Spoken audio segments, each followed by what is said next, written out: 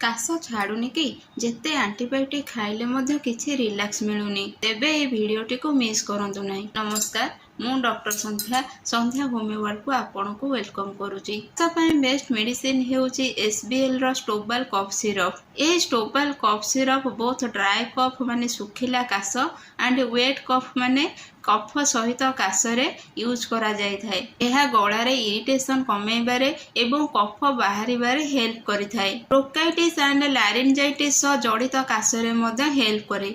एबे जानिबा आकु केमिति यूज करिवे। चिल्ड्रेन 2.5 ml दिन को 3 थर एवं एडल्ट 5 ml दिन को 3 थर खाइबा द्वारा रिलैक्स मिली थाए। काश सहित हाई टेम्परेचर रहउची, कफरे ब्लड पड़ुची किंबा ब्रीदिंग प्रॉब्लम देखा जाउची ताले इमिडिएटली डॉक्टर को सहित कंसल्ट करंतु किंबा मो सहित कंसल्ट करंतु। जदि आपन को वीडियोटी भलो लागि थाए ताले please like share and subscribe Sandhya homeopath.